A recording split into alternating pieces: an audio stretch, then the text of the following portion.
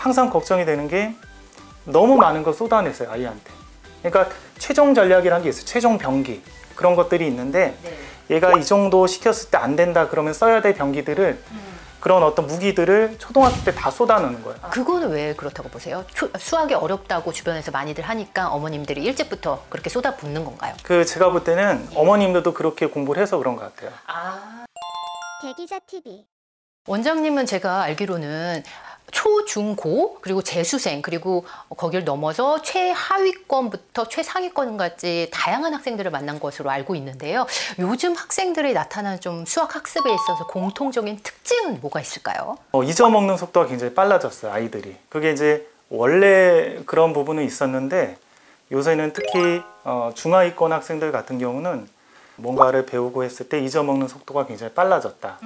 그 이유는 뭐라고 생각하세요? 수학 학습 능력을 키우는 방식으로 공부를 해야 되는데 그렇게 하지 않는 경우가 많아서입니다. 제가 봤을 때는 대부분은 가르쳐 주기를 하거든요. 어머님 같은 경우는 얘가 초등 수학을 배우는데 제대로 이해를 못하는 것 같아요. 그러니까 본인이 공부를 해서 가르쳐 주고 그리고 보시죠, 그렇죠. 진짜. 그리고 고3이나 재수생 선생님들도 네가 개념을 모르니까 나한테 제대로 배워라, 가르쳐 주고 이런 작업들을 하는 거죠. 그러면 예를 들어 개념을 계속 정확히 가르쳐 줄 사람이 없으면 얘는 영원히 개념을 정확히 모르는 거잖아요. 그렇네요. 외부적인 도움에 의해서 이루어지는 거네요. 그런 아이들은 계속 누군가 가르쳐 줘야 돼요. 개념을 정확히 알고 이 개념이 왜 그런지 따지고. 그러니까 그런 능력들이 없이 고3까지 애들이 계속 커왔으니까 고3 선생님들이 보기에는 개념도 제대로 모르면서 개념한다고 수업도 안 듣고 그러냐 이런 얘기가 나오는 거예요. 그럼 일찍부터 그렇게 개념을 스스로 찾아가는 노력이 필요했는데 그게 부재가 된 상황이네요. 요즘 들어서 공통적으로 나타나는 특징은. 초등이나 중등이나 그런 때부터 아무리 선행을 빨리 하고 그래도 아이들의 학습 능력이 자라나지 않기 때문에 그러니까 아이들이 이제 태어나서 어머님에 의해서든 아니면 본인 자신에 의해서든 책을 많이 읽든 그래서 이 정도의 학습 능력이 형성됐다. 그럼 학원을 가면 그 정도 형태로 그냥 쭉 가는 거예요. 그래서 잘하는 아이는 계속 잘하고 못하는 아이는 계속 못하고. 그러니까 이런 식의 뭔가 학습 능력을 키워줄 수 있는 거. 개념이 중요하면 아이가 개념이 중요한 걸 따져서 스스로 익히게끔 그런 연습들을 심어줘야 되는데 대부분 수동적으로 가르쳐 주기가 되니까 초등어머님들 같은 경우 보면 제가 항상 걱정이 되는 게 너무 많은 걸 쏟아내세요, 아이한테. 그러니까 최종 전략이라는 게 있어요. 최종 병기. 그런 것들이 있는데 얘가 이 정도 시켰을 때 안 된다 그러면 써야 될 병기들을 그런 어떤 무기들을 초등학교 때 다 쏟아내는 거예요. 그거는 왜 그렇다고 보세요? 수학이 어렵다고 주변에서 많이들 하니까 어머님들이 일찍부터 그렇게 쏟아붓는 건가요? 제가 볼 때는 어머님들도 그렇게 공부를 해서 그런 것 같아요. 그런 게 익숙한 것 같아요. 이게 누군가에게 배워야지 개념을 정확히 안다라고 생각하는 게 이게 혼자 따지고 그래야 정확히 알게 되고 여유가 있고 생각할 시간이 있잖아요. 그렇죠. 그러니까 아이들한테 생각할 시간을 줘야 되는데 생각할 시간이 없이 사교육 같은 경우도 보통 선생님들이 개념을 다 설명해 주고 기본 문제도 다 풀어주고 그러고 나서 아이들한테 풀라고 하고 그런 방식으로 하다 보니까 아이들이 학습 능력이 올라가는 연습들이 좀 안 돼서 제가 볼 때는 그런 부분이 누적되는 게 첫 번째 원인 같아요. 그리고 혹시 두 번째 이유가 또 있나요? 두 번째 이유는 너무 빨라요. 그러니까 속도가 너무 빠른데 속도가 빠른 거를 충분히 잘 해내는 아이들이 있거든요. 그러니까 아이들 가르치면 정말 잘하는 애들 정말 뛰어난 애들이 많고요. 진짜 잘하네. 초등학교 5학년인데 고등과정 가도 얘는 잘하는구나. 그러면 얘는 잘하니까 그렇게 하는 게 문제가 없고 어려운 문제도 풀면서 선행 이해도도 높은데 대부분은 그렇게 안 되는데 그런 방식으로 가려고 하거든요. 그러다 보니까 이제 문제가 생기는 거죠. 학년이 올라갈수록 수학 성적이 떨어지는 친구들을 많이 본다라고 말씀하시는데 저도 그렇게 공감을 굉장히 많이 하거든요. 그렇다면 그 이유는 또 뭐라고 생각을 하시는지요? 수학을 잘한다라고 착각하는 경우가 많아요, 부모님들이.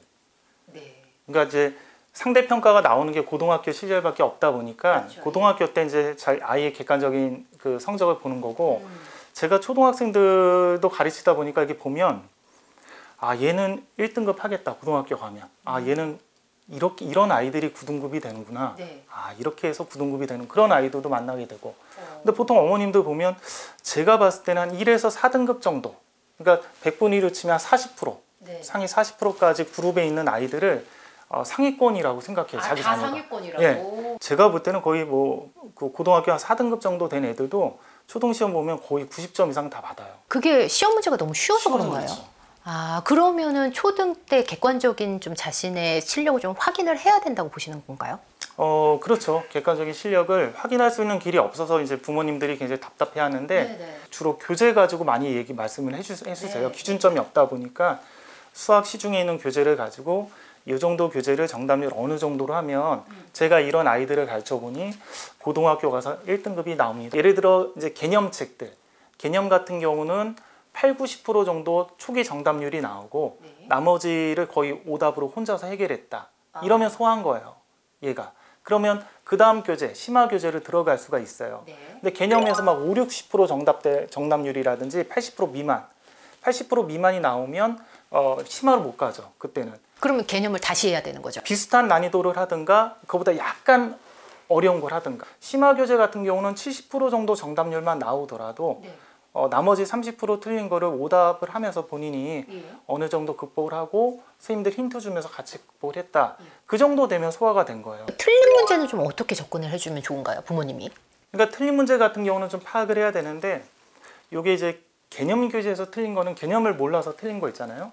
개념을 몰라서 틀린 거는 계속 풀어봐라 그래도 의미가 없어요. 얘가 개념을 모르니까. 개념 모르니까. 예, 그러면 개념을 몰라서 틀린 거는 저는 이제 어디를 읽어보라고 많이 얘기해줘요. 항상 개념 교재 할 때 항상 제가 하는 말은 생각하지 마라. 이 문제를. 네가 틀렸으면. 네. 너가 틀린 이유는 개념을 몰라서 틀린 거자. 찾아봐라. 찾아봐라요. 개념 교재에서 틀린 문제는 계속 곰곰이 생각을 할 필요가 없어. 아이들이 그냥 개념이 정확히 안 잡혀서 틀린 거니까 이 문제에서 내가 놓친 개념이 뭔지 앞에 개념을 보면 나와 있거든요. 네네. 거기서 찾아봐서 읽고 이거 놓쳤구나. 정확히 내가 몰랐구나 하고 다시 풀어라. 이렇게 얘기를 해줘요.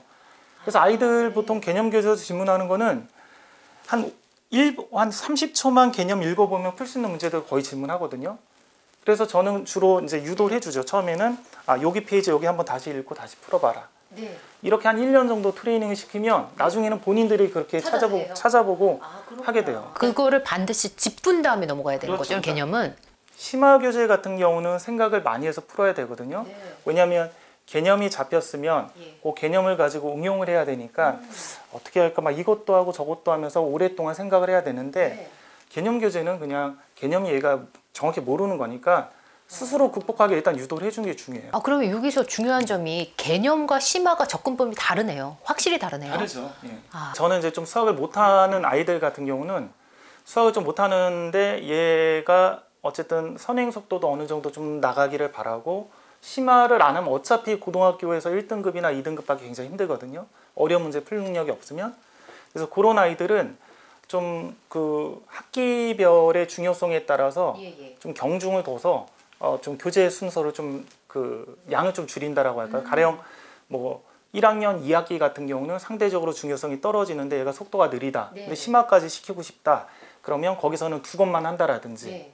그 대신 2학년 1학기는 학교 내신도 보고 중요하니까 여기서 아껴뒀던 시간을 집중 투자해서 얘한테 뭐 심화 교재까지 풀린다라든지 그렇게 해서 어쨌든 매 학기마다 얘가 심화 교재를 못 푼다면 네. 좀 넘어갈 단원들은 넘어가고 그렇게 해서 한 학기라도 시키는 방식으로 해서 심화 교재를 풀리게 하는 거죠. 그 이유는 뭔가요? 심화 교재를 반드시 좀 다뤄줘야 되는 이유. 그 이유는 그 심화 문제, 그러니까 어느 정도 난이도가 있는 것까지 얘가 접하지 못하면 네. 영원히 그 정도 난이도는 못 풀게 돼요. 제가 아이들을 이렇게 가르쳐 본 경험에 의하면 어떤 한 과정이라도 얘네들이 예. 심화까지 풀게 되면 예. 다른 영역들도 같이 늘어나요. 그러니까 미적분을 얘가 심화까지 풀고 한번 극복을 했다. 예를 들면 뭐 실력 정석이라는 어려운 책까지 얘가 미적분을 했다. 그럼 확률과 통계도 같이 올라가요. 반대인 것 같아요. 현실은 기본 개념을 웬만큼 한다 그러면 어머님들 중에서 좀 진도에 급급하신 분들이 계셔서 바로 선행으로 다음 학년을 계속 나가는 경우들이 굉장히 많잖아요. 만약 그랬을 때 놓치는 부분은 뭐라고 생각하세요? 아이들의 무의식 중에서 어려운 문제를 내가 풀 수 있다라는 그런 어떤 무의식이 형성이 되지 않으면 계속 못 풀게 돼요. 두려워하고. 그러니까 처음 할 때 힘들어도 처음 얘가 수학을 처음 접할 때 그때 가장 뭐 교과에서 가장 어렵다라는 네. 그런 심화 교재까지 일단 시켜주는 게 중요해요. 처음부터 심화를 시키면 좀 학습 능력이 떨어지는 아이들도 네. 아 이거는 그냥 해야 되는 거구나. 좀 어려워도 하는 거구나. 그래서 그거를 너무 익숙하게 자연스럽게 그냥 풀어요. 받아들이는 그냥 거군요. 풀고 그게 이제 학원에서 이렇게 기본 교재만 이렇게 하고 온 애들하고는 굉장히 차이점이 있어요. 그런 애들을 중학교나 고등학교 때 이제 가르쳐 보면 네. 다 질문하거든요. 안 되는 것들은 막히는 순간순간마다 다 질문하고 굉장히 질문량이 많아요. 그게 이제 수학을 못하는 중하위권 학생들 같은 경우는 네. 초등까지는 뭐 개념이 너무 쉬우니까 엄마들이 옆에서 가르쳐줘도 따라오는데 엄마들로 어느 정도? 중학교 때부터 이제 무너지기 시작하다가 고등학교는 학습량이 많아지잖아요. 그러면 그 양이 많아지는 게 수학을 잘하는 사람들의 관점에서는 잘 이해가 안 되는데 네. 이게 뭐가 많다고 못할까? 근데 이제 제가 가르쳐 보면 네. 5등급부터 9등급인 학생들은 개념을 진짜 못 따라와요. 선행에 대해서 어머님들이 많이 관심을 가지시거든요. 선행을 어떻게 좀 바라봐야 되고 이 아이 같은 경우는 선행에 적합한 시기 이런 거 어떻게 결정을 해야 될까요? 70% 정시로 뽑을 때만 하더라도 아이들이 그렇게 선행을 좀 많이 안 하더라도 고등학교 가서 어쨌든 정시 위주로 공부를 하잖아요. 네. 그럼 3년이라는 기간이 있으니까 좀 여유 있게 그때부터 다지고 가서 정시로 승부를 보고 대학을 가는 게 이제 가능했었는데 지금은 뭐 정시로 가면 너무 적게 뽑기도 하고 힘들다 재수생 때문에 그런 분위기가 많다 보니까 내신 위주로 빨리 어쨌든 대학을 가야 된다 그러니까 보통 중하위권까지도 좀 선행을 빨리 뽑으려고 하는 경향이 있긴 있죠. 근데 거의 그래도 빨리 뽑으려고 해도 중하위권은 거의 제가 볼 때는 고2 과정부터는 못 나가요. 한계가 있어서 이해를 못해서. 그러니까 초등학교 때 좀 빨리 뽑거든요. 쉬우니까. 맞아요. 빨리 뽑고 중학교 과정도 어느 정도 뽑다가 한 고1 과정 꾸역꾸역 하다가 고2 과정부터 거의 진도가 못 나가요. 학습 능력이 떨어지니까. 보통 초등학생들 같은 경우는 한 너무 빨리 가는 건 좀 그렇고 네. 한 1년에서 한 2년, 너무 아이가 뛰어나서 한 2년 정도 빨라지면 속도를 좀 늦췄으면 좋겠어요. 그래서 저는 얘가 한 1년이 넘어서는 순간에는 너무 빨라진다 그러면 부모님한테 좀 얘기를 해서 뭐 사고력 수학이라든지 아니면 경시 대회 준비 이런 것들을 하면서 좀 선행 속도를 좀 늦추자. 좀 더 다지고 가도 된다. 많은 분들이 뭐 초등학교 4학년, 5학년 때 요즘 들어서 선행을 많이 시작하는데 그쵸. 한 3, 4년치를 이제 강남 8학군 같은 경우는 굉장히 빨리 선행하는 경우들이 많더라고요. 예.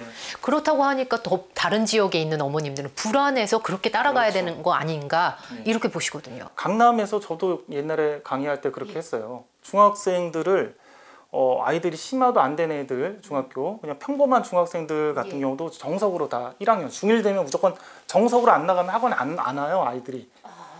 중1 때 일단 정석 수업을 해줘야지 교재도 정석으로 해야 돼요 무조건.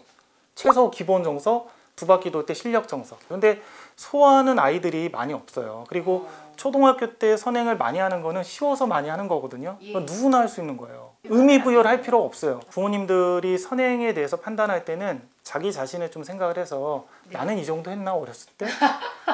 내가 이렇게 못한다면 우리 아이도 못할 가능성이 높잖아요. 그래서 상식적으로 생각을 하는 게 좋다. 너무 욕심내지 말고. 그렇죠. 학원이 잘 되고 클수록 아이들이 많이 다니잖아요. 그렇죠. 그럼 반에 그 많은 아이들을 놓고 하니까 칠판식 수업 형태로 될 수밖에 없고 그렇게 하다 보면 이제 심화 능력이 없는 아이들은 심화를 시킬 수가 없는 구조가 되는 게 있죠. 그래서 첫 번째는 학원 입장에서는 심화하고 선행을 따졌을 때 아이들도 그렇고 아이들도 선행이 더 쉬워요. 심화보다는.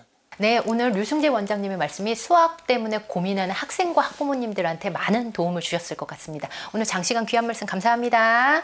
감사합니다.